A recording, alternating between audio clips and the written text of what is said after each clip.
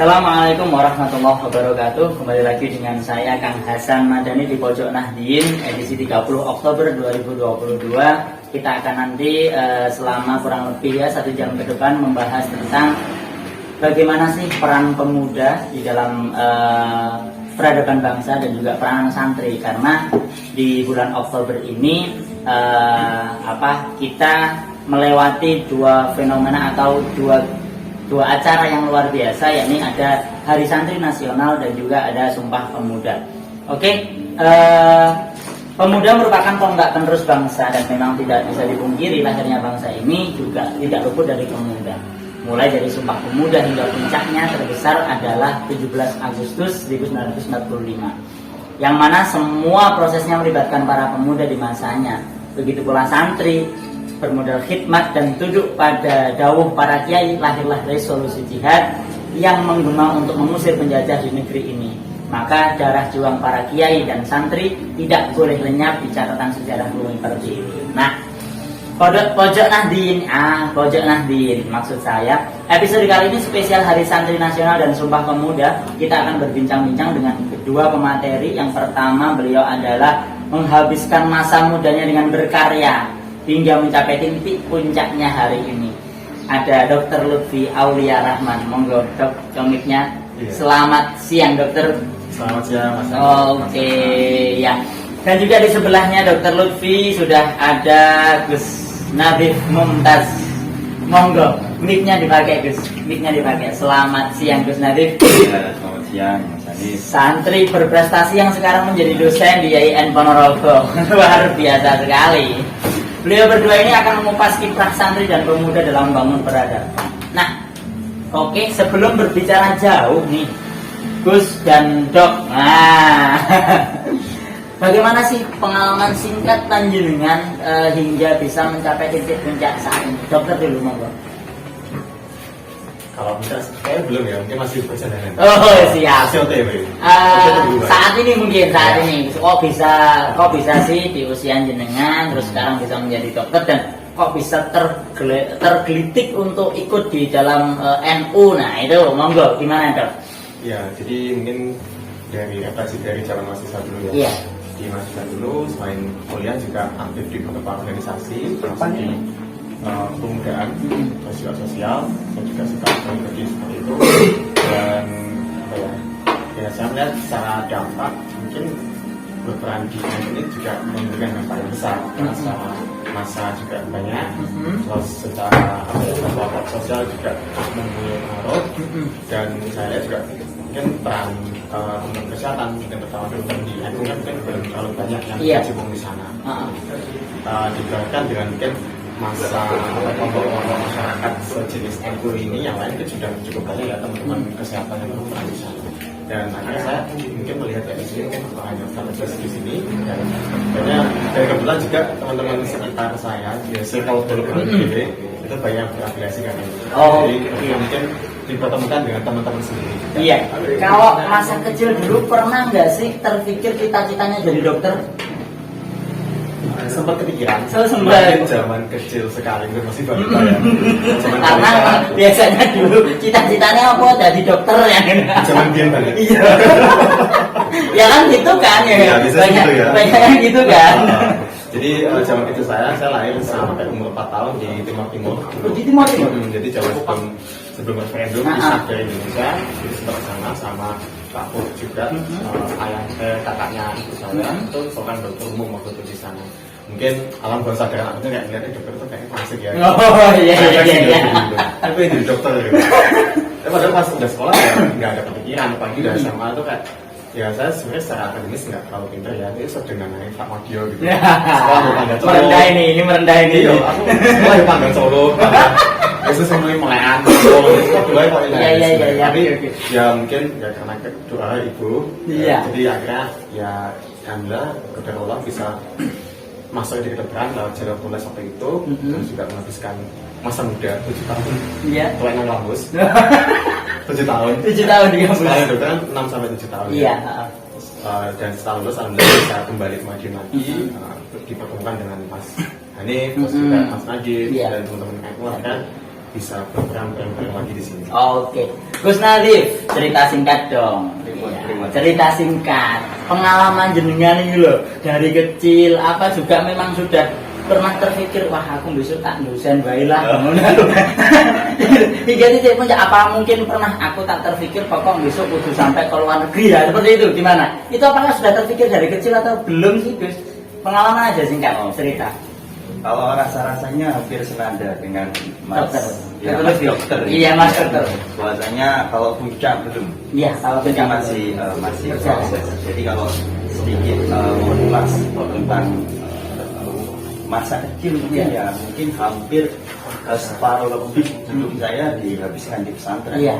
Oke, misalkan waktu SMP dan SMA saya sempat belajar dengan Sukawero Iya. di Tambak Beras, Jombang. Jombang. Tepatnya di pondoknya Kiai Jamal almarhum. Oh iya, Jamal. Habis itu tidak berhenti di situ. Setelah lulus dari SMA tahun 2014 meneruskan kuliah S1 di UIN Malang. Oh, UIN Malang.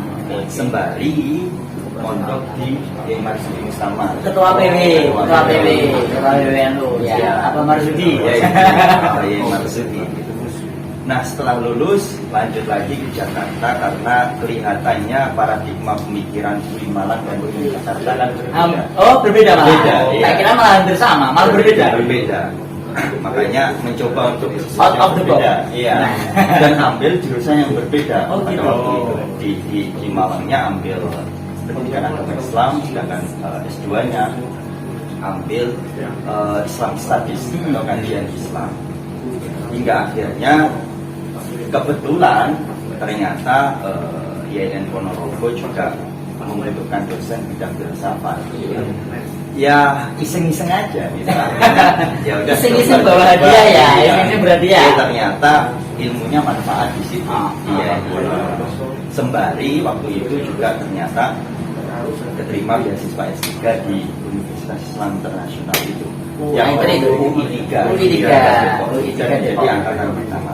Nah, bertolak dari cerita itu kelihatannya memang pemikiran saya juga dipengaruhi oleh pesantren. Oh, gitu. Yang memang sedikit juga ada beberapa pemikiran barat karena sempat kuliah di Jakarta. Ya. Gitu kan. Nah, karena juga pengen iseng-iseng aja, ya akhirnya iseng-iseng nulis juga. Gitu. Jadi sembari melakukan kuliah itu iseng-iseng nulis dan ya tiba-tiba jadi aja 2 buku gitu. 2 buku Gus? Iya, yang pertama Guru Ideal, dan ya alhamdulillahnya Profesor Abu Dinata waktu itu mau memberikan kata pengantar di situ. Dan yang kedua novel. Bikin novel? Iya, novel judulnya juga novelnya ini berbicara tentang kritik eksklusivisme Islam. Jadi dalam Islam itu kan terkadang ada aspek-aspek yang eksklusif. Iya. Yang saya kritik ya. Kayak misalkan ini nggak apa-apa ya? Nggak apa-apa ya. Kayak misalkan dalam khazanah. Mbak di sini Mbak, di sini taruh situ dulu. Iya, taruh dulu. Oke, iya. Karena ada iklan nggak apa-apa. Iklan kopi ya? Iya, iklan kopi. Iya. Terima kasih. Karena katanya kalau NU harus ngopi. Iya, Pak Dokter tadi sudah pesennya kopi. Mana? Oh sana. Oh iya, kopinya. Kopinya Pak Dokter tolong bisa biar bawa ke sini itu. Kopi. Titik kopi. Es kopi. Es kopi. Ya, es kopi. Itu es kopi dong. Sudah nanti tidak apa-apa. Pesennya lagi. Kopi lagi pahitas. Ya. Aman Pak Dokter. Ya. Aman kalau kamu mesin. Oh, semua aman. Oke. Lanjut. Jadi kalau berbicara tentang novel itu, memang dalam khazanah dunia keislaman memang ada sisi eksklusivisnya. Kayak misalkan di dalam budaya perkawinan para habaib dan syarifah itu kan ada aspek eksklusivisnya. Jadi para syarifah itu kan tidak mau kalau menikah dengan selain habib. Iya. Nah, ini kan kalau kita potret dari segi budaya itu sangat eksklusif ya. Jadi tidak mau menikah dengan Yang lain. yang tidak punya rasa Oh, iya. Oke. Nah itu sedikit dinukil di novel artinya. Luar biasa sekali loh. Sosial. Anu lah ya. Sebuah kritik sosial.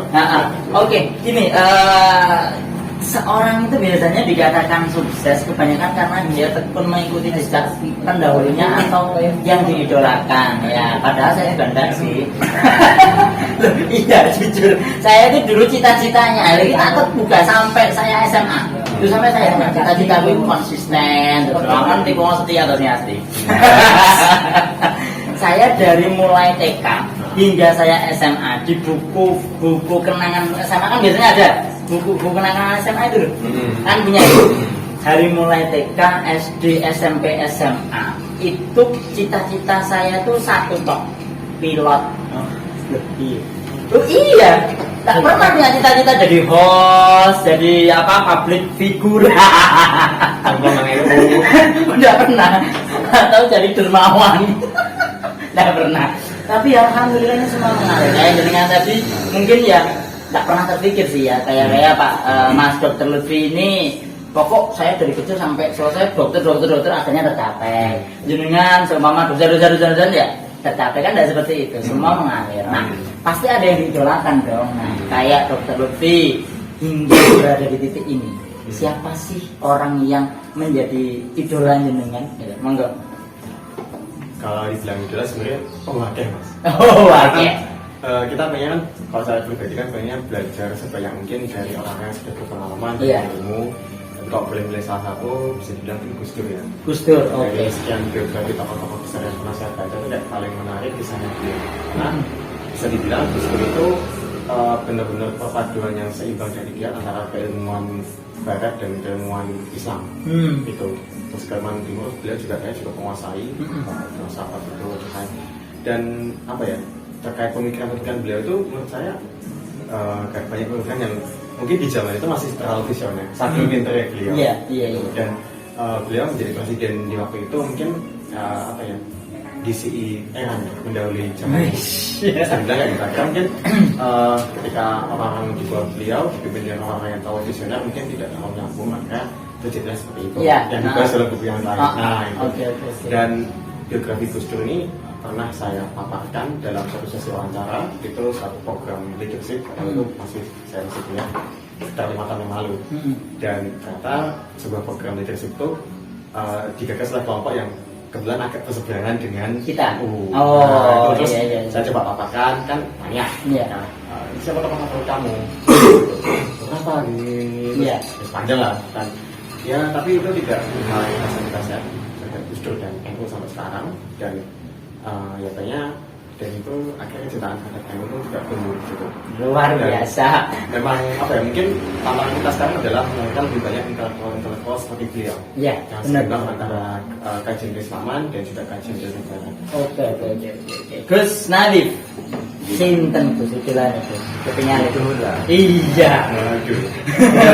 Ya saya idola ya kanjeng Nabi Muhammad. Sallu alaihi wa ala alihi ajmain. Iya. Iya. Kalau bicara manusia ya Iya. dia yang paling apa ya?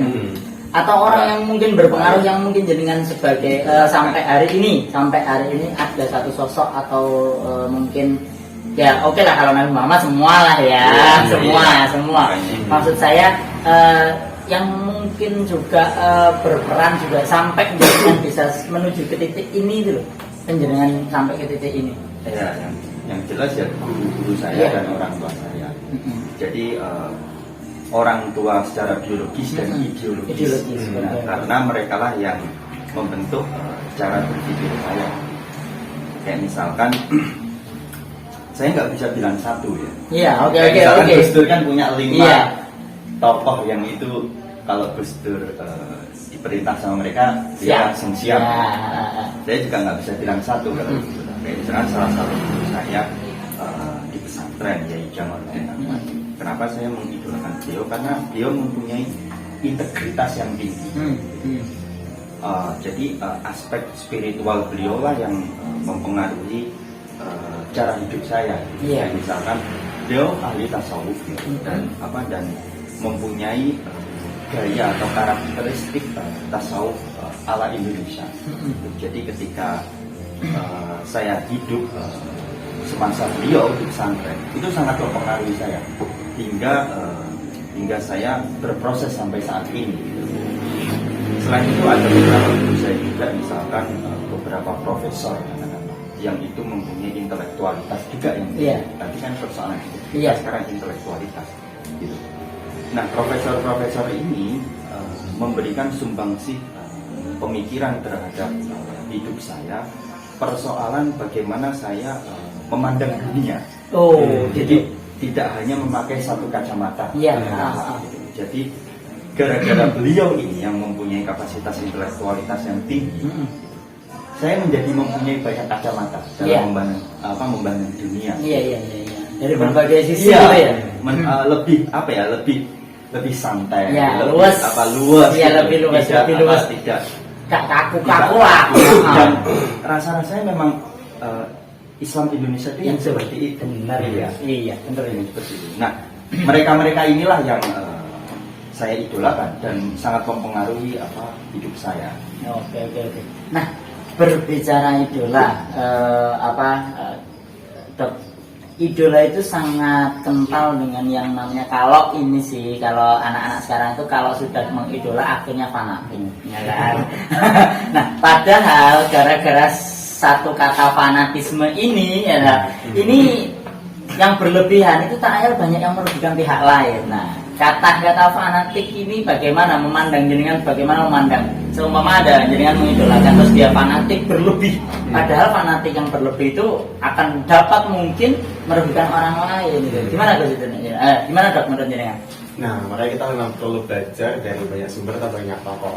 Jadi banyak referensi gitu. Karena dalam Islam kan kita referensi hukum Islam kan ada yang bertingkat-tingkat itu, bisa semacamnya itu harusnya menjadi dasar kita untuk belajar tidak hanya dari satu sumber, termasuk juga dari tokoh. Setuju seperti Gus Nadif tadi kan, kita punya tokoh idola macam-macam itu supaya kita bisa menyerap yang baik-baik dari mereka semua. Gitu. Dan saya juga punya banyak tokoh idola, terus juga belajar berbagai mungkin misalnya masyarakat ormas seperti ini, terus juga belajar mungkin dari tokoh-tokoh yang mungkin kontroversial. Karena kita perlu supaya memahami ini harus pikirnya seperti apa sih gitu. Kalau pikirnya seperti apa mungkin kita ya kadang sekedar memuaskan rasa penasaran, tapi kadang dari situ kita bisa memandang masalah itu dari perspektif yang baru. Nah, misalnya saya sendiri di MK juga kadang sharing dengan teman-teman Muhammadiyah, dengan teman-teman apa itu. Ya kita bisa saling belajar dari situ, saling memperkaya wawasan. Dan juga ya ibaratnya nambah skill juga. Yang paling penting itu. Jadi tidak bisa memandang tinggi, tidak harus satu terus difanatiki nek ora dawa kuwi gak apa. Ya enggak sakit. Nah, enggak sakit. Apakah begitu juga dengan Gus Nadif? Iya, kelihatannya memang ketika berbicara fanatis itu sedikit kurang baik ya kalau di sosial lingkungan masyarakat Indonesia. Sebenarnya lawan kata fanatisme itu kalau saya nggak salah ya, nanti tolong diingatkan, itu ini wasatiyah, moderatisme, tengah-tengah. Jadi tidak terlalu tidak terlalu ambisius atau fanatik terhadap satu hal, tapi bersikaplah tengah-tengah. Artinya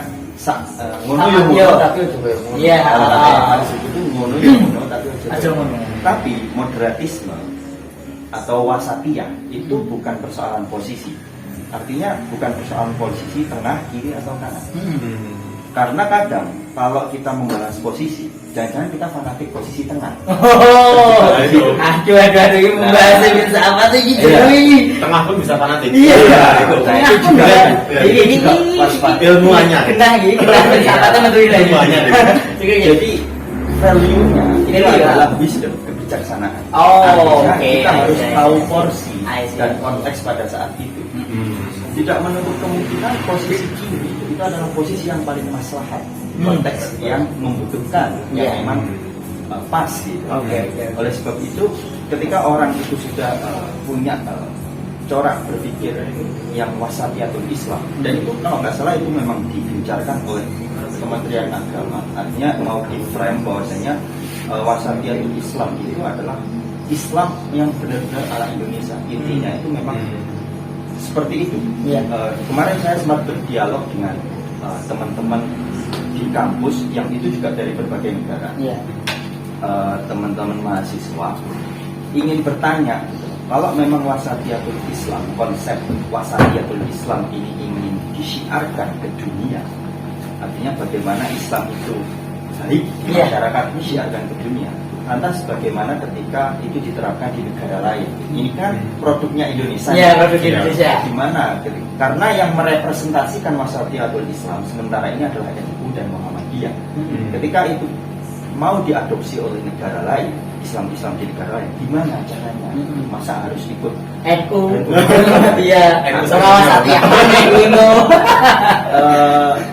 Itu masih didiskusikan, tapi ada beberapa benang merah atau titik temu. Salah satu titik temu atau benang merahnya adalah wasatiyatul Islam ini adalah value, nilai.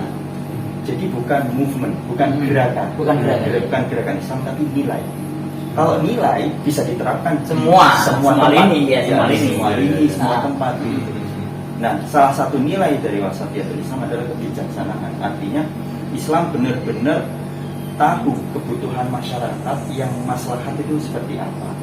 Nah, fanatisme itu adalah salah satu karakter atau sifat yang menyebabkan orang tidak mau tahu kebutuhan masyarakat itu seperti apa. Dia fanatik ke golongan A.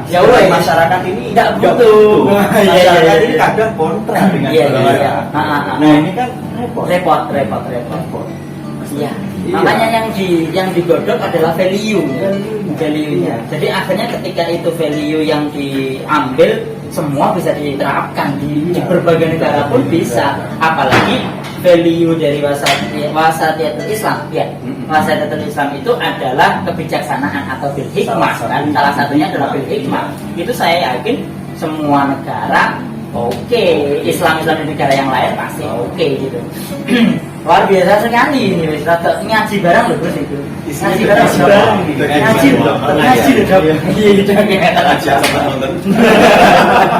Ngopi ya, olah pikir. Monggo, si Dokter Lutfi, ini bagaimana sih? Apa yang harusnya dilakukan santri dan pemuda untuk bisa turut membangun peradaban dunia atau minimal peradaban Indonesia? Gimana? Iya, rabon. Semakin belakang semakin belakang. Tapi ya namanya membangun negara dan bangsa itu kan kerjaan kita tuh sama-sama bisa kuyung bareng-bareng. Ya, jadi memang kita harus berkolaborasi untuk bersikap juga seperti yang kita dikatakan di tadi ya. Jadi kita harus terbuka juga melihat oleh masyarakat, bisa dilayani oleh kelompok masyarakat lainnya seperti apa, atau mungkin elemen yang lain seperti apa, dan seperti apa. Di situ selama kita punya nilai-nilai atau tujuan yang sama, ya insya Allah dengan keterbukaan kita juga dengan berkolaborasi, kita membangun negara dan bangsa bareng-bareng. Karena ya kita sedikit refleksi ke zaman dari Sumpah Pemuda, refleksi zaman kemerdekaan kan berbagai banyak elemen masyarakat dan pemikiran yang turut membangun bangsa juga. Tidak hanya kiri, tidak hanya kanan, tengah dan sebagainya, tapi mereka punya tujuan sama. Indonesia yang merdeka adalah adil dan makmur. Nah, dari situ ketika kita punya tujuan yang sama dan kita punya nilai yang sama, maka kita punya keterbukaan, kita bisa dengan rela mungkin seperti menurutkan itu kita menurutkan tadi kita bisa membawa Indonesia bareng. Iya. Terus Nadif, gimana sih? Apa sih yang harusnya dilakukan oleh santri untuk turut membangun peradaban dunia? Kalau tidak dunia ya Indonesia, bagaimana? Kalau yang harus dilakukan santri harus mengisi semua posisi strategis untuk membangun hal tersebut. Iya, jadi artinya sekarang kan santri mulai mengisi posisi strategis di persoalan nasional maupun internasional. Dan itu menurut saya sangat layak. Artinya bukan berarti santri itu nggak layak karena belajar agama terus. Tidak. Harus pede. Toh juga banyak tokoh-tokoh yang sekarang kelasnya kelas internasional. Nah, seperti itu. Nah, Karena begini, karena saya ingin back to the sejarah sebelumnya. Kalau saya nggak salah, Islam kan juga pernah mengalami fase keemasan. Iya, benar. Puncak peradaban. Iya, waktu di Spanyol, Iya. Andalus. Gitu. Ya, Andalus. Dan itu kan juga yang mengisi pos-pos strategis santri. Santri dalam artian adalah orang yang belajar agama, belajar spiritual, gitu loh, dan lain sebagainya. Nah di Spanyol itu kayak misalkan katakanlah Ibnu Sina. Beliau juga santri, seorang filosof Islam, tapi juga seorang ahli kedokteran. Punya kitab aktif yang dipakai rujukan oleh seluruh dokter dunia, gitu. Atau Al-Khwarizmi dengan matematika dan lain sebagainya. Nah itu kan salah satu bukti bahwasanya santri itu mampu mengisi ruang-ruang strategis di tatanan sosial masyarakat Indonesia maupun dunia. Iya. Gitu. Dan itu harus dilakukan. Itulah yang harus dilakukan santri. Iya. Berarti santri memang berarti itu harus melek berarti. Harus Melek. Tidak. Ya, minimal melek informasi dunia, melek bisa memandang dunia seutuhnya, tidak hanya satu kacamata saja. Berarti benar gitu loh. Iya. Tapi gini Gus, ini tak bantah. Tak bantah. Saya ditahi. Karena gini Gus, ketika kita di pesantren nih ya, ketika kita di pesantren, mau bisa apa seorang santri ketika di pesantren, yang mana padahal sebenarnya anak ini potensi. Saya yakin pernah lihat seorang anak ini potensi, tapi dikarenakan mungkin belum bisa menuju ke ruang itu, mengisi ruang-ruang itu, dan memang pondok pesantrennya wis pokok ngaji dan ngaji tok. Ya, ngaji dan ngaji. Nah, ketika dia keluar, lingkupnya tidak bisa untuk menerima dia isinya ya pokoknya kudu ngaji tok. Nek pomone jadi intinya ya Shock culture. Iya, shock culture. Kena shock culture berarti terus piye kan angel. Nah, begini, berarti itulah PR pesantren. Nah. Tapi kalau perlu kita tahu, oke, ini persoalan tipologi. Tipologi pesantren itu memang sementara ini ada 3, modern, tradisional, dan campuran. Iya. Nah, tapi semakin ke belakang, transformasi pengelolaan dan pengembangan pesantren ini semakin berkembang. Sekarang pesantren ada yang memperbolehkan santri menggunakan teknologi. Nah, Bahkan boleh yang namanya bawa HP, laptop, gitu. Kalau nggak salah di Jabar atau gimana itu, santri itu malah di kamarnya ada TV.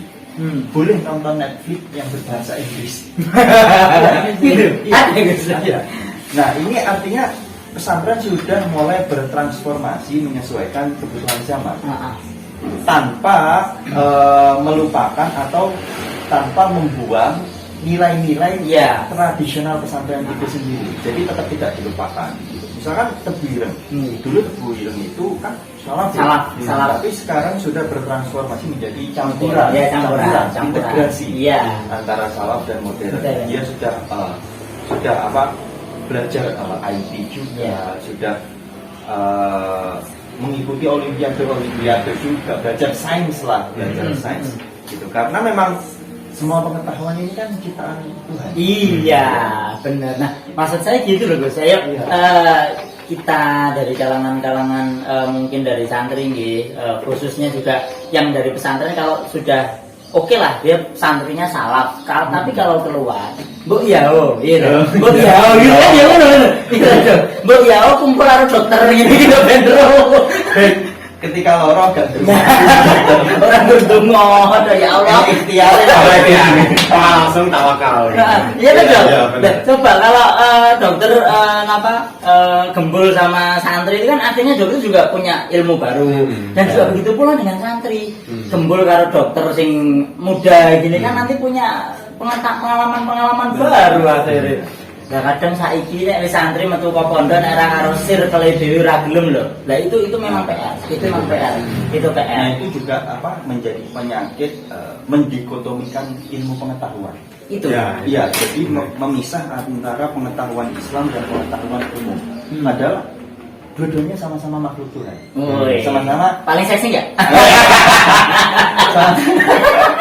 ulama itu kan nggak terbatas ilmu agama Islam aja. Iya. Gitu. Ya kayak contohnya Ibnu Sina sudah jelas.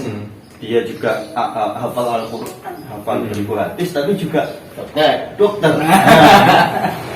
Tapi di kalangan dokter juga ada dok yang bener-bener ilmu agamanya bener-bener matang gitu juga ada ya. Banyak ya. Banyak sebenarnya dan berasal dari beragam corak pemikiran juga. Iya. Ada yang NU, ada yang Muhammadiyah, ada yang Salafi dan sebagainya. Dan itu pun dan diterapkan mungkin karena ibaratnya kan kita akobatnya kesehatan kan akobatnya dekat dengan kematian ya. Iya. Jadi memang akhirnya kita skip aja ya senang supaya dekat sama Tuhan juga. Supaya nggak mati terus ya. Kayak nggak mati terus. Kalau meninggal terus. Iya kan. Bahkan bukan ziarah kubur, ziarah orang sebelum meninggal. Kita sudah biasa seperti itu. Jadi akhirnya kita punya mungkin banyak pengalaman itu yang memperkaya rencana kita juga. Dan akhirnya sedikit banyak membentuk mindset kita untuk selalu dekat dengan Tuhan. Nah, akhirnya ketika kita selesai masa pendidikan sebagai seorang tenaga kesehatan, kita bisa mengarahkan pasien itu ya sebelum tawakal pada dia dulu. Selanjutnya juga ada tawakal. Dan itu saling melengkapi. Jadi ibaratnya nek loro ya usaha dhisik, medis, non medis laku kabeh. Dan setelahnya baru kita tawakal. Dan kadang kita masih ada beberapa orang yang langsung tawakal pasrah keuangan. Ya wis dalane sing iki lho. Padahal sebenarnya bisa diusahakan. Nah, itu. Iya. Dan ilmu itu terus berkembang, benar seperti Mas Afif tadi. Jadi jangan mendikotomikan ilmu. Karena dikotomi ilmu itu kalau tidak salah kan warisan dari zaman Belanda dulu ya, supaya kita terpecah belah antara golongan santri dan non santri. Benar itu. Padahal sebenarnya ilmu itu ya satu. Menurut tadi loh, maksud Tuhan tadi loh. Iya. Paling seksi. Tapi Kalau nggak seksi kan pasti nggak diburu. Iya. Karena ilmu itu seksi, makanya diburu. Dan dosen itu bisa dibilang ulama juga. Oh iya. Dosen ahli di bidang masing-masing itu juga bisa dibilang ulama. Seperti Mas Nadif ini dan mungkin dosen-dosen saya di kampus yang mungkin ada ahlinya darah, ada ahlinya kanker, ahlinya tulang dan semacamnya. Itu bisa kita referensikan sebagai ulama juga. Ahli ilmu di ini bidangnya. ya. Nah, itulah. Oke, teman-teman para pemirsa ya setia di NU TV channelnya YouTube, kita akan kembali lagi setelah pesan-pesan berikut.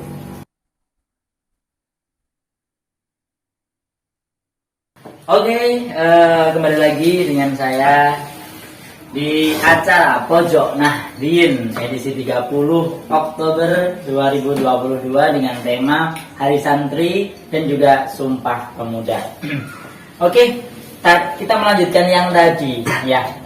Kalau nih biasanya seorang pemuda itu sudah sampai ke puncak kejayaannya, dia merasa di zona nyaman. Terus akhirnya dia ogah-ogahan lah, dia akhirnya wes ngene wae lah rapopo, padahal kehidupan itu kan berjalan terus. Kita nggak tahu kan, sudah berputar. Nah, untuk mengantisipasi aku bingung kok begini mengantisipasi sapi. Kesengen maling gitu loh. Untuk mengantisipasi seperti itu, ini gimana Gus? Biar orang itu ketika memang sudah di faknya di situ, oke, aku di sini dan aku akan stay di sini dan ingin mengembangkan. Itu gimana sih trik dan tipsnya? Monggo Gus nanti dulu. Kalau menurut saya ya itu yang harus dipersoalkan adalah harus kita rubah patokan puncak itu. Oh, patokannya dirubah. Oh iya. Masuk. Jangan mematok atau jangan memosisikan puncak itu kepada posisi yang bersifat fana. Wah, itu dia. Iki kuliah. Aku kuliah ya maksudnya. Mata kuliah dong. Iya. Sudah tambutan. Aku tak bencana dulu. Ya maksudnya semenjak kita memosisikan puncak itu sesuatu yang fana, semenjak itu pula kita nggak akan berkembang dan kita akan stuck di situ. Berbeda ketika misalkan kalau dalam agama Islam berarti posisi yang tidak fana adalah Tuhan ya. Tuhan. Kita posisikan puncak di situ. Nah, di bawah-bawahnya Tuhan itu, puncak itu hanya sekedar stasiun atau bisa kita sebut dengan planning. Ya. Nah, misalkan ada seorang pemuda ingin setelah dia tuntas memosisikan puncaknya adalah Tuhan, itu persoalan pertama yang harus dipastikan. Persoalan kedua adalah dia harus memplanning, artinya saya harus misalkan di usia ini harus seperti ini, harus seperti ini, harus sampai ke puncak. Meskipun planning itu berbau duniawi tidak apa-apa, tapi tetap arahnya ke situ. Kalau katanya Cak Nun, menduniakan akhirat, mengakhiratkan dunia, gitu, atau mendunia akhiratkan dua-duanya. Artinya gitu. Kadang persoalan dunia itu bisa jadi persoalan akhirat. Kalau niatnya adalah akhirat. Jadi meskipun planningnya itu berbau dunia, tapi kalau stasiun akhirnya adalah Tuhan, itu tetap insya Allah barokah. Nah, ketika menghadapi sebuah problem di proses planning itu, ya berarti replanning. Artinya evaluasi, mengadakan evaluasi diri, evaluasi diri dulu aja. Habis itu memplanning kembali, baiknya bagaimana? Karena planning itu adalah proses dari ikhtiar, dan itu wajib. Oke, paham. Itu untuk move lah dari zona nyaman. Seru, ya. Gini karena puncak akhirnya adalah sangkan para neng dumadi. Pausa prima. Tapi ada loh, ya. Innalillahi wa inna ilaihi raji'un. Kan juga dokter lagi dong. Jadi kan juga, berarti artinya seperti itu dong ya. Nah, jadi ketika seorang pemuda itu sudah mengatakan, wah aku wis nyantai, wis nyaman, begini wis nyantai nyaman. Ini bagaimana jenengan untuk menghadapi seorang pemuda yang seperti itu, Dok? Senengannya wis pokok ya wis ngene wae nyangkut toh. Nah, iya zona nyaman. Iya. Zona nyaman itu ya kalau kita ibaratnya kalau bahasa Inggris kita berarti kan puncak dan beberapa stasiun perjalanannya. Itu ya kayak gitu. Jadi orang mungkin bisa di zona nyaman tapi mungkin perjalanannya ya saya saja terus sampai nanti sangat paling di tapi semua tok. Naik pun naiknya yang dia linear. Tapi ketika kita sesekali coba keluar dari zona nyaman itu kita mungkin akan mendapati hal-hal baru, peluang-peluang baru, dulur-dulurnya, dan mungkin kesempatan karir yang kita nggak pernah kepikiran sebelumnya, gitu. Dan itu ya mungkin beberapa akan menghasilkan semacam lompatan-lompatan dalam fase hidup, beberapa mungkin ya biasa aja, tapi sehingga itu bisa memperkaya perjalanan hidup kita. Kayak gini ya Dok. Jenengan seorang dokter, mungkin biasanya dokter kadang sudah dapat sekian, tapi ternyata banyak dokter juga yang punya usaha di luar kan gitu, punya usaha-usaha di luar, atau dia juga ternyata juga pengusaha juga kan gitu. Itu pernah jenengan alami tidak seperti itu Dok? Atau jenengan aku pengen sih buka usaha itu, pernah nggak itu? Pengen banget. Jadi memang saya sebenarnya secara karir oke nyeleneh mas. Kerjanya di rumah sakit dan juga di sebuah perusahaan alat sunat yang terkait di pembuatan alat sunat itu yang asli Madiun desainnya, terus juga di pelatihannya juga dan di situ itu keluar dari zona nyaman saya sebenarnya. Saya dapat banyak filosofi ilmu dari mentor saya Bapak Andri Suwarno terkait konsep tujuan hidup yang tidak lagi ke dunia. Jadi ya memang harus seimbang sebenarnya kita harus tadi ya, menduniakan akhirat, mengakhiratkan dunia. Kalau dalam bahasa mentor saya itu istilahnya sukses mulia. Sukses itu dalam sukses itu dalam artian materi mungkin. Bismillah misalnya dalam bahasa kita ada Bismillah 1 triliun tahun 2030. Amin. Kan penting gitu. Penting cita-cita sekarang kita mau yang planning mah ya persennya harus ada. Tapi kiri dengan aspek mulianya itu mulia dalam pencapaiannya itu dengan cara-cara yang baik, cara-cara yang halal dan legal. Terus juga setelah kita mendapatkan itu kita punya tujuan hidup yang lain yang kita dengan saya punya sesuatu yang lebih harta yang lebih, kita bisa berbagi lebih banyak, bisa mendapatkan dampak lebih banyak. Mungkin bisa bikin rumah sakit sendiri, bikin rumah sakit NU Kota Madiun. Amin ya Allah. Ini wacana loh ini. Amin. Semuanya bareng-bareng. Masuk ini. Ya, berarti seseorang itu jangan sampai berpikir berada di zona nyaman dong ya. Iya, idealnya Beliau dengan berdua sepakat ya? Iya, Sepakat ya? Sepakat ya. sepakat, Nah, sepakat. makanya jangan suka berada di zona nyaman, terus berkembang dan berkembang. Nah, perlu keluar dari zona nyaman kayak aku.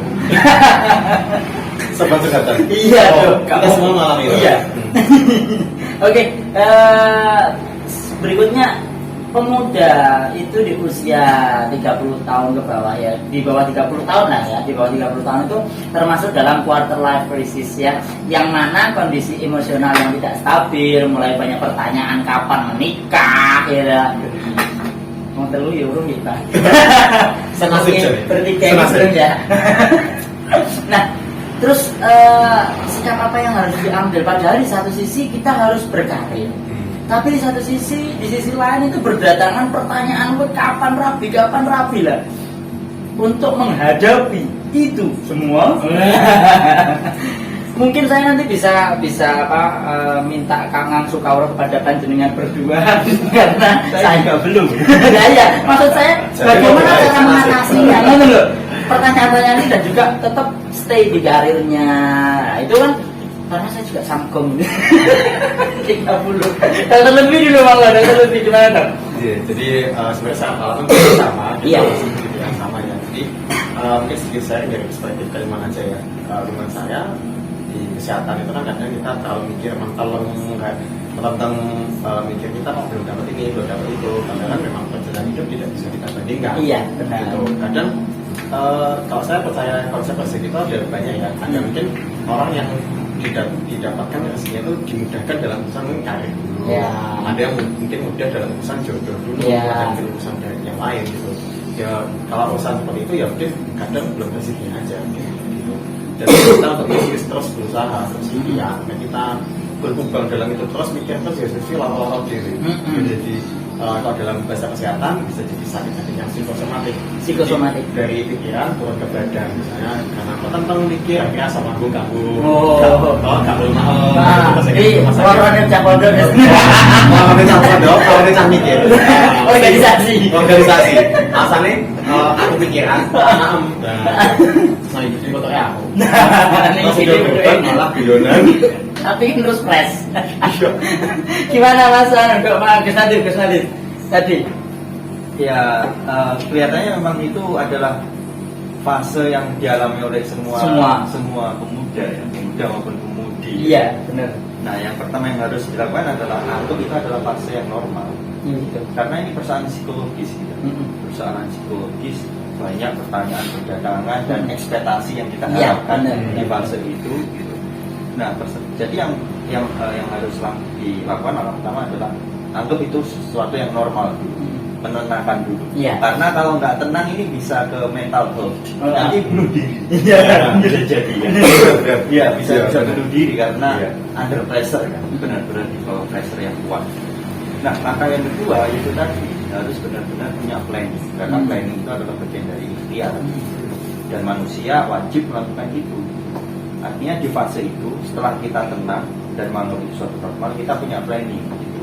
Yang itu sesuai dengan kapasitas Diri kita diri masing-masing. kita, Ya. kapasitas dan kemauan diri kita. Jangan mengikuti Orang lain. melu-melu lah, Nah, jangan melu-melu ekspektasi atau capaian-capaian orang lain. Jadi ketika kita kenal diri kita, kita akan tahu planning yang pas di fase itu seperti apa. Gitu. Dan itu kita lakukan trial and error. Artinya kita coba planning ini ketika Gagal, coba lagi, gagal, itu coba lagi. ikhtiar, itu ikhtiar. Itu juga di persoalan pernikahan juga. Iya, benar. Nah, Coba ke situ. limo wis. Iya. Tahun ini wis pengen telu aku. Sudah pengalaman. Iya, tahun ini pengen telu, gagal kabeh wis jane itu ora apa-apa. Rezeki. Ya, makane Tetap sana. error ya. Bayaran terus. Tahu wong iki kita ini sing error iki. Emang rezeki ini mau. Katanya rezeki sampai nih Lah ya, itu berarti kan harus ada satu yang difokuskan dulu terus di Iya. planning gitu kan. Iya, Terus, ya. sadar kemampuan, habis itu memplanning yang pas dengan kemampuan kita. Dan jangan lupa bersyukur. Oh, Ya, karena itu tadi rata-rata munculnya pemikiran-pemikiran yang banyak di fase itu gitu, atau overthinking lah, itu karena biasanya kita menghadapi banyak realita-realita di sekitar kita, ekspektasi atau capaian-capaian orang lain. Nah, kalau kita nggak bersyukur, repot itu, repot. Kalau kita sudah bersyukur, ya sudah, ya kita akan tenang Ya, nyaman, nyaman, tenang. akhirnya bisa mikir jernih. Benar, akhirnya bisa berpikir jernih tentang planning yang benar-benar pas buat kita gimana. Itu kelihatannya. Ini kedua pemateri kita ini ternyata, ya, kedua pemateri yang di sini ini ternyata bukan hanya berkiprah di Madiun ataupun di Indonesia. Nah, ternyata kedua pemateri ini sudah pernah sampai ke luar negeri ternyata. Kalau saya kan belum. Muga-muga, tapi amin. Ya, Amin. apa sih harus digowo ya? Nah, kalau berdua ini sudah, yang satu Dr. Lutfi sudah di kesehatan sudah sampai ke Turki ya Dok ya. Kalau ke Snatif sudah sampai ke Holland. Belanda. Martabak. Oh iya, Iya, Belanda Gus ya. Di Holland, di Belanda. Nah, cerita sedikit dong tentang perjalanan kok bisa sih sampai jenengan ke sana, terus yang dibicarakan di sana tuh apa sih? Kok sampai jenengan di sana terus simbok paparnya iki apa gedhok apa lindri? Nah, monggo Dokter Lutfi dulu sampai ke Turki. Jadi ceritanya ya cukup panjang. Yeah. Di awal cerita saya sekitar tahun 2019 setelah lulus sempat ya, terus lulus balik ujian bingung mau ngapain, jadi ikut pelatihan sunat tanpa jarum suntik. Oh lagi Sunat tanpa tanpa jarum suntik. iya, Nah, itu jenengan disuntik berapa ya? aku disuntik apa? Aku dia disuntik apa? Kode aslinya. Itu pelatihan di Surabaya Nah. yang isi Pak Andri Suwarno langsung, ternyata beliau orang Kareng. Saya ini siapa yang dari sini Madiun? Saya Pak. Itu Madiun. Saya ya dipercaya beliau, ngobrol dipercaya beliau sampai akhirnya sekitar tahun 2022 kemarin, hampir 3 tahun mengikut beliau, terus saya izin untuk membawakan super ring ini. Maksudnya alat sunat buatan beliau, asli buatan Madiun. Itu saya buat semacam penelitian gitu untuk sebuah forum urologi. Urologi Itu ilmu tentang saluran kencing, termasuk kelamin juga. Sunat itu juga maksudnya situ. Saya buat laporan kasusnya, saya buat ilmiahnya, dan ternyata diterima, terus ditampilkan di Turki. Waktu itu sebenarnya nggak wajib sih untuk berangkat ke Turki, cuma pertimbangan saya, Pak Andri dan tim PT waktu itu, ya sekalian lah kita mengenalkan super ini supaya bisa lebih mendunia. Ternyata ketika di sana menampilkan poster, ketemu orang-orang dari Eropa, Afrika, Asia Timur Daya, terus Asia Timur, Asia Selatan, Amerika pun juga ada, dan di sana kita sharing, kita ilmuwan juga gitu. Dan di sana kita tuh sebenarnya Indonesia tuh berbagi nasib dengan negara-negara yang berarti menengah dan menengah ke bawah. Berarti mereka tuh menghadapi masalah yang sama. Berarti kita mau ngasih terapi terbaik untuk pasien, tapi kadang kepikiran ini kok sing jamin sopo. Nah itu ternyata juga sama sebenarnya kita. Nah, akhirnya di situ sebenarnya kan kita tawarkan sebuah metode sunat yang aman, nyaman dan terjangkau. Jadi berarti kalau sunat yang desa sih bisa sunat yang modern seperti itu. Masih bisa, jadi Masih bisa. terjangkau Dan bisa dimanapun, gitu, tidak harus di ruang operasi. Iya. Dan akhirnya beberapa delegasi dari negara lain, terutama negara Muslim kayak dari India, Pakistan, Bangladesh, itu ada yang tertarik ngobrol-ngobrol, saya ternyata, oh ini bagus nih, ternyata kamu Muslim juga gitu. Ini bagus nih, gitu, potensial. Iya. Dan masukan-masukan dari beliau saya tampung, saya bawa kembali ke Indonesia, saya diskusikan kembali, kita telurkan dalam pengembangan produk-produk selanjutnya. Oh, berarti jenengan ke sana itu gara-gara sunat. Iya, karena sunat. Kita sunatnya tepat. Sunat yang mendunia. Itu pakai laser atau pakai apa? Udah, jadi udah nggak pakai laser, jadi tetap dia pakai semacam cincin plastik itu mas, gitu untuk botol ini. Jadi tengahnya ada tengahnya ada celahnya gitu, nanti kita masukkan, diikat, dipotong kulit yang kelebihan, nanti dia bakal lepas sendiri dalam waktu sekitar 6 sampai 10 hari. Jadi nggak perlu pakai laser. Iya, super ring kan, super ring. Cincin, nanti dia lepas sendiri, hasil sembuhnya lebih bagus daripada laser. Dan itu langsung bisa naik sepeda. Langsung bisa naik sepeda, langsung bisa aktivitas lagi. Tak ada gondangi. Setting ya. Iya, setting Jawa Dewi ya. Tinggalnya kalau dipakai di orang luar juga bisa itu. Bisa, Bisa kan beda kan orang Bukan, maksudnya. Tapi emang bisa dikai ukuran. Kita ada orang Indonesia Timur. Iya. Sing Iya. gede-gede. Iya, aman-aman berarti. Ada. Jadi kita ukurannya Lagi sampai mau. ukuran paling besar ada ukuran 40 Oh iya, sampai 40 ya. Satu untuk orang Indonesia Timur dan orang luar negeri pun juga bisa. Berarti waktu pemaparan di sana juga dipaparkan kita gitu. paparkan bahwa untuk ukuran yang bahkan ukuran sangat besar pun kita bisa masih ngakali dengan Iya. ukuran yang kita ada. Tapi dengan sedikit ngakali pun ya ada lah. Iya, bisa juga. ada caranya. Untuk ukuran jumbo pun masih bisa juga. Oh, Dia oke. kali. Luar biasa nih. Kira-kira Karena sulit. sangat kita bisa dunia. Oh, Jadi iya. kita dengan bangga bilang kalau ini produk asli Madiun. Madiun Kalau punya. namanya Madiun, Oh, gila iya. yang ngilis di Paris. Wih, luar biasa. Luar biasa. Gus Nadif, neng bulan cuma apa ora? Ternyata nggak ada. Kalau di Madiun, neng Indonesia ini martabak bulan. Ternyata Jalan nggak ada. Nggak ada saya cari-cari. Landing Amsterdam boleh martabak. Baru gak ono. Nah, cerita dong tentang pengalaman di Belanda atau kok bisa sampai sana itu loh, gimana itu? Jenengan. Kelihatannya 90% beruntung. Wah.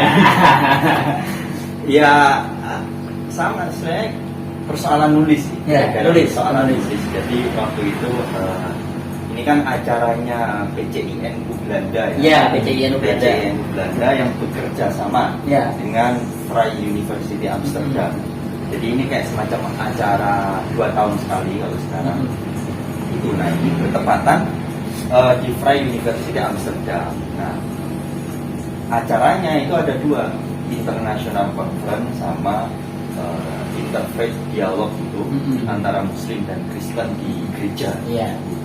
Nah waktu itu ya saya berhubung ya alhamdulillah waktu kuliah juga disupport sama lingkungan yang banyak teman-teman senior-senior yang pinter ya.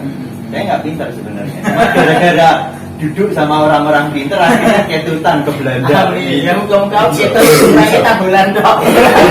Karena baik maksudnya. Nah akhirnya diajak nulis. Ya udah saya coba nulis. Waktu itu bingung mau nulis apa. Saya nulis apa.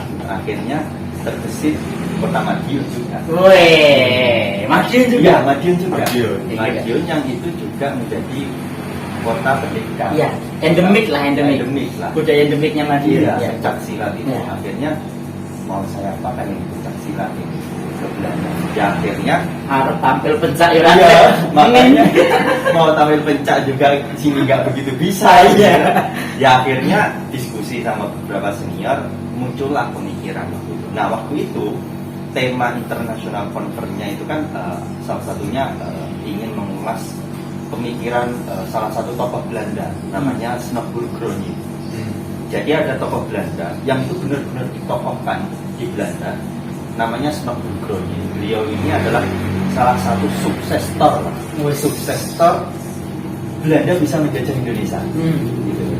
Karena beliau punya pemikiran bahwasanya gimana caranya masyarakat Islam Muslim di saat zaman penjajahan itu tidak memberontak. Itu dengkotnya beliau ini yang menjadikan gimana caranya biar masyarakat Muslim itu tidak memberontak. Beliau seorang profesor dan antropolog. Nah, beliau itu membuat sebuah teori namanya teori perseptif. Teori ini mengatakan bahwasanya hukum Islam itu harus ikut dengan hukum adat.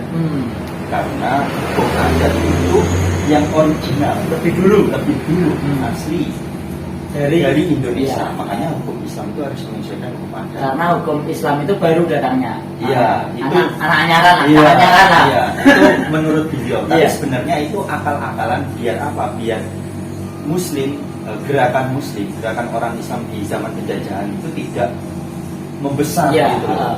Biar dia Bisa menekan. Iya, biar menekan gerakan itu gitu loh. Itu teori itu sudah dibantah sebenarnya sama Prof. Suyuti. Iya, sudah dibantah dengan membuat sebuah teori baru namanya resepti a contrario. Resepti juga banyaknya, tapi a contrario.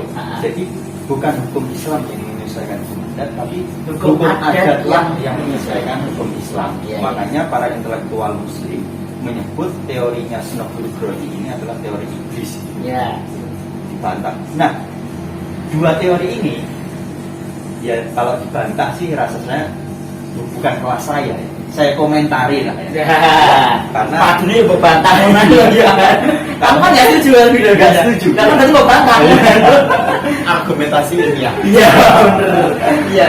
Berarti kedua profesor kedua Tokoh ini itu semuanya dengan komen nih dengan bantah. Jadi bukan hukum Islam yang menyelesaikan hukum adat Dan bukan hukum adat yang menyelesaikan hukum Islam, tapi dua-duanya saling bermediasi, saling Oh, iya. berkompromi, saling berdialog, menciptakan sebuah produk atau kemaslahatan yang baru. Dan itu belum pernah terpikirkan oleh semua profesor-profesor ini. Nah, kurang tahu deh sejauh biasanya ya sudah ada, cuman belum populer. Iya. Artinya itu tak cuma untuk membantah dua teori itu, kelihatannya memang belum Belum. ada. Nah, perspektif seperti inilah yang saya presentasikan di Belanda. Nah, contoh kasusnya seperti halnya pencaksilat. Karena pencaksilat itu adalah representasi percampuran Ya. atau perintegrasian lah antara hukum Islam dan hukum adat. Iya. Jadi di dalam pencaksilat itu kan ada nilai-nilai budaya, nilai rohani. ya Islam juga ya. kan. Menjadi sebuah produk lah gerakan namanya pencaksilat. Kadang di pencaksilat kan juga mengajarkan ilmu-ilmu agama serta didiknya Ya. untuk mendekatkan kepada Tuhan Ya, dan benar. melewati budaya silat Ya, gitu. benar. Nah, Benar. Madiun yang itu identik dengan pencaksilat akhirnya Ya. ya saya angkat gitu dan diterima di sana. dan diterima alhamdulillah. Jadi gara-gara tulisan itu ya akhirnya saya presentasikan di Belanda gitu. Dan ke berapa banyak negara atau cuma di Ya waktu itu pesertanya namanya international Iya. conference, pesertanya juga dari berbagai negara gitu. sampai berapa negara kemarin itu yang datang? Kurang tahu Kurang tahu. Banyak ya? banyak ini ada karena Di sampai mana? berbagai panel. Di mana? Ada berbagai panel Di universitas sana. di Universitas Amsterdam. Jadi presentasinya di Vrije University Amsterdam. Waktu itu yang menghadiri juga Prof. Mahfud MD juga hadir, Gus Ulil Aksara Abdallah, ya. hadir pada waktu itu, dan beberapa profesor seperti Prof. Sahiron, Prof. Zen dan lain sebagainya. Jadi seperti itu untuk interaksi. Tapi kalau yang dialog antar agama Muslim Kristen Ya. itu saya cuma jadi pendengar setia. Bukan apa ya?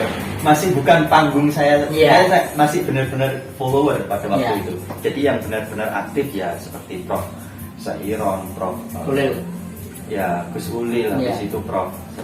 Zen, Ya. Pak Mahfud juga Pak waktu Mahfud, itu oke. mengisi itu yang speak up di dialog Muslim Kristen Ya. seperti itu. Nyaman nggak di sana kayaknya? Ya, insight, dapat pengalaman dan pengetahuan baru. Artinya ternyata memang negara Eropa itu seperti itu gitu. Gitu ya. Dan mereka juga mengalami problem begini. Yang saya dapat salah satunya yang menarik di sana. Ternyata orang-orang Kristen di sana itu juga lagi kebingungan dan kesusahan akan promosi agama mereka ke masyarakat Eropa. Jadi agama Kristen ini mulai tidak Down. diminati. Ya, Iya, betul. itu mereka juga mulai gelisah. Jurusan agama Kristen, jurusan teologi Ya. di kampus Vrije University itu adalah jurusan yang paling sedikit muridnya di sana. Kalau di Indonesia kan jurusan agama paling laris. PAI paling laris. Nah, itu mereka ingin konsultasi. Oh. Bagaimana caranya? Kok bisa? Iya, Gitu. nah, itu Pak, salah satu yang dialogkan. Iya, oke. Jadi ternyata mereka mengalami kebingungan juga dan konsultasi ke agama lain. Iya. Tapi memang perlu itu. Iya. Karena memang ini adalah ilmu sih ya. Ini ilmu. Jadi Dan kita posisinya damai. Nah, iya, makanya kadang tuh orang tuh gitu loh, Gus. Jadi dulu ngono wis kebakaran jenggot, bingung ngono lah. Lah kan arep ngene menyusup kan lah.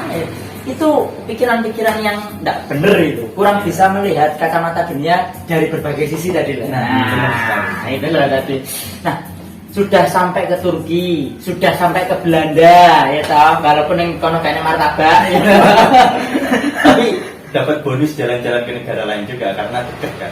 Kemana saja? Iya, visanya jadi satu ya. Iya, waktu itu Kemana pakai aja? visa Schengen Iya, Schengen. ke Perancis, ke Jerman, ke Swiss. Oh. Habis itu udah deh, Perancis, Jerman, Swiss itu aja. Iya. Karena deket, saya jauh-jauh hari kan belinya. Jadi paling kayak Belanda, Perancis cuma 300.000. 300.000 naik bis. Iya. Jadi kan ikut dari Turki ke negara lain apa enggak? Apa di Turki dok? Gitu gitu. Di Turki dok. Transit di Qatar. Oh, Qatar. Itu Transit di sempat Qatar. 12 jam ya, paling keliling Iya, banyak sih. betul. Tapi lumayan nambah wawasan juga di sini. Iya. Beli es krim yang gini. Iya. Di dekat Hagia Sophia. Di Hagia Sophia ada es krim yang es krim Turki ala gitu. Kalau tak video, ini es krim Turki di negara Turki. Sih kayaknya ya memang bulan. Masih menjadi misteri itu. Setelah dari Turki dan setelah dari Belanda, adakah hal tujuan yang belum tercapai? Apa sih plan selanjutnya? Mungkin yang terdekat aja. Plan terdekat mungkin ya pertama mungkin menikah. Iya. Dua mungkin melanjutkan pendidikan. Ya bisa spesialis atau mungkin S2 atau yang lain ya. Terus yang tujuan akhirnya juga pengen sih merdeka secara finansial. Jadi saya gak sah kerja pun untuk penghasilan juga gitu, entah dari mana nanti gitu. Dan harapannya ketika sudah merdeka finansial ya bisa berbagi lebih banyak, menciptakan dampak lebih luas juga. Mungkin nanti pengen punya yayasan sosial, mungkin pengen despite of glory bisa duwe apa ngingu melihara ribuan anak yatim kayak gitu. Luar Gimana biasa. ya? Sukses mau. Iya, Ya, sukses mulia. Sukses mulia. Filosofi sukses mulia. Iya, Gus. Pengen nanti lagi Gus. Atau cuma jauh, apa sih yang mungkin pengen banget tapi belum tercapai dari jenengan? Selain mungkin ini kan lagi gencar S3 ya jenengan. Iya. Jenengan kan gencar S3 ini. Nah, plan yang mungkin kalau S3 oke lah nih on the track ya. Menurut apa maksudnya lagi berjalan? Apa bahasa Inggris? On the way. On the way. OTW. OTW, lagi OTW. Lagi OTW kan, udah S3-nya. Nah, kalau yang lain sih yang mungkin belum, ya yang pingin banget. Planning Ya, ya. planning. Planning ya sama kayak dokter. Menikah pasti, Menikah ya. pasti. Kita tadi ngomong. Wis benar. Kebutuhan Yo, biologis. habis itu ya paling ya bisa bermanfaat ya. Secara general sih bisa bermanfaat ke Indonesia maupun dunia ya, tidak hanya terbatas ke masyarakat yang satu golongan dengan Ya. saya, entah itu dari golongan agama atau budaya atau apalah itu, pokoknya bisa bermanfaat itu. Cuma ya pengennya tetap bisa mengabdi ke Madiun, misalkan ditakdirkan kembali ke Madiun gitu kan. Selain itu ya kalau bicara persoalan planning, sebenarnya pingin kayak misalkan saya ke Belanda kemarin kan akhirnya tahu ya, dapat insight, pengetahuan, wawasan, oh ternyata Eropa itu seperti ini. Ya sebenarnya juga pengen lihat benua Amerika itu seperti apa. Oh, kan kita benua Eropa, benua Amerika itu seperti apa. Karena corak pemikiran mereka tuh beda banget Beda. dengan kita. Terus habis itu benua timur juga, artinya di orang timur tengah itu Pengen jalan-jalan. Gitu. Bonus itu. Iya, lah ya. Kalau aja pengen jalan-jalan sponsor itu nggak apa-apa. Apa nanti ada yang sponsor? Sponsor. Bismillah sponsor gitu loh. Yang penting nanti akses saya. Jadi kayak ingin lebih memakan pemikiran-pemikiran orang lain. Iya. Gitu kan. Jadi ketika kita dapat banyak versi pemikiran-pemikiran dari orang lain tuh kayak puas gitu. Ya. Ketika balik ke kampung Bener, halaman tuh ini puas. pemuda banget, ini pemuda Iya. banget. Karena emang pemuda harus gitu. Iya. Pemuda harus gitu, harus bener-bener pengen haus ilmu pengetahuan. Jadi Haus. kalau zaman dahulu tuh ke flashback zaman dahulu tuh Ganesha itu dia adalah seorang yang tidak bisa warak ya, gak iso kenyang sebelum dia terus memakan ilmu pengetahuan gitu. Ganesha itu seorang lambang, dia adalah sosok yang haus akan pengetahuan dan nggak pernah warak kalau untuk memakan pengetahuan. Dan ini adalah pemuda. Itu kalau zaman dahulunya ya. Nah, karena ini hari memperingati Sumpah Pemuda dan Hari Santri Nasional, pesan dong terakhir, pesan untuk para santri dan generasi muda pada momen Hari Santri dan Sumpah Pemuda ini agar terus serta membangun peradaban bangsa.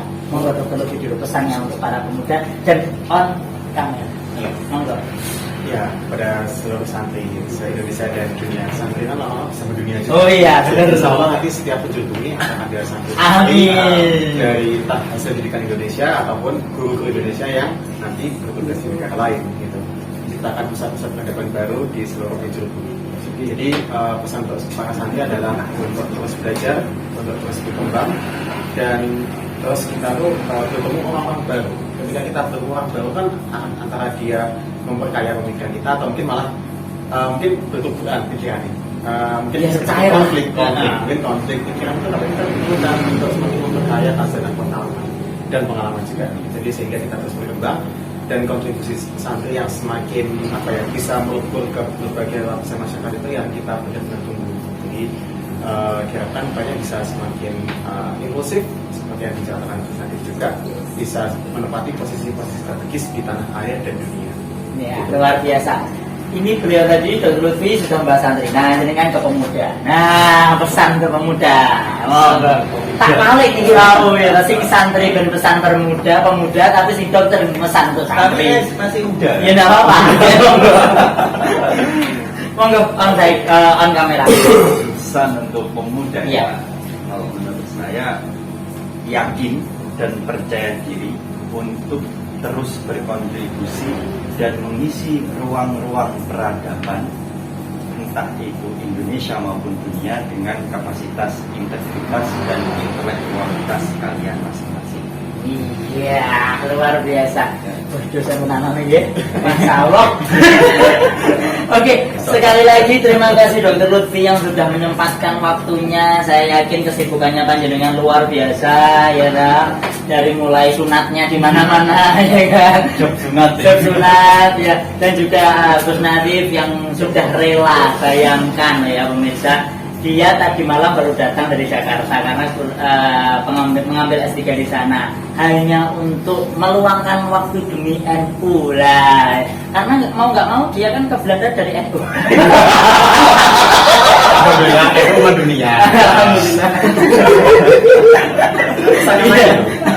Jadi special thanks juga buat Dr. Lutfi dan Gus Nadif dengan kesibukannya yang luar biasa sudah bisa hadir di acara Pojok Nahdien kali ini dengan membahas pemuda dan santri khususnya untuk mengisi ruang-ruang peradaban dunia. Special thanks juga untuk TCNU Kota Madiun, LTNNU Kota Madiun dan juga Arus Coffee yang telah sedikiranya untuk bisa memberikan tempat dan fasilitas yang luar biasa kali ini. Juga komunitas Madiun Muda ya, dan juga komunitas tak lupa komunitas Makoto dan semua kru pendukung yang bersifat membantu baik secara moral, material yang nantinya Pojok Nahdien ini bisa terus berlanjut dan berlanjut.